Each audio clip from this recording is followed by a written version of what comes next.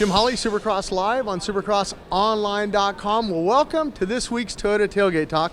We always go behind the scenes, and we're behind the scenes here with Team Monster Energy Kawasaki Pro Circuits owner Mitch Payton. The success you guys have had on this East Coast this year in 2014, you guys have dominated. I mean, you've won every main event.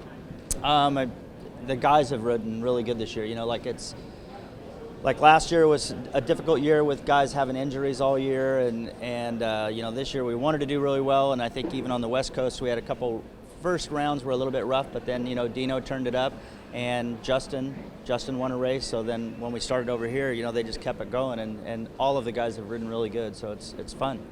You think that might be a key? You talk about that West Coast, and you talk about Justin Hill getting his first of his career, then Dean Wilson wins one, you know, and then it just carries over because, like I said, you got another rookie over here, Adam Cianciarillo. I mean, that guy's, you know, he's won two, Baggett's won one, Martin Davalos, the 9-year veteran, he's won one. I mean, it just seems like momentum is on your side right now. Yeah, I mean, obviously, they got to believe in it, you know, more than anything. And you know how it is when you're happy, everything happens easier and all that stuff. So that's been a big difference. And I think this year in the off season, we did a lot of testing on the bike, and we made the bike a little bit better. And it seems as though that's obviously a big improvement. You know, like all their starts are good, and when you start up front, it's easier to stay up there. So it's been a great year so far. Something else I wanted to ask you about, Chad Reed gets injured, he comes over to you, he says, man, I'm looking for a 450 guy. I want to get Dean Wilson, and you gave him the blessing. You said, yeah, take Dean, man, because I think if Dean comes over here, he's on a good team, and he gets more experience on that 450, and you had to have been happy at Dean last weekend in Daytona.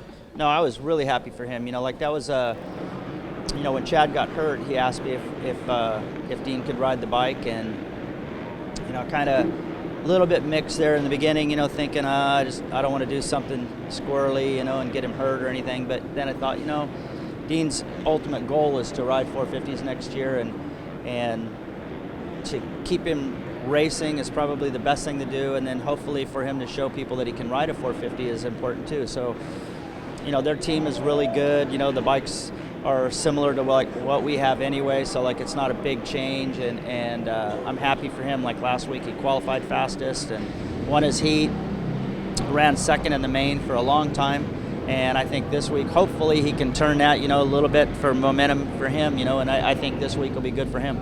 Something that I saw Dean, that, you know, last week in watching the broadcast on Fox Sports 1 is that, you know, he's used to going 15 laps, that extra. I mean, a lot of people don't realize that, you know, 5 more laps on a 450 is a big difference than 15 laps on a 250, but I thought he rode smart, got a little bit tired. He didn't ride over his head and crash and get hurt and not make it to the next round. Yeah, and you know, I know he was doing 20 lappers during the week, but you know how it is, like in the race, you know, I mean, he had Dungey there from the very beginning, and you ride a little bit tighter when a guy's pushing you all the time, and I kept watching the board, and it was 10 laps, and then he was still there, you know, and I think he rode really good. And those last 5, and that's a big difference for sure.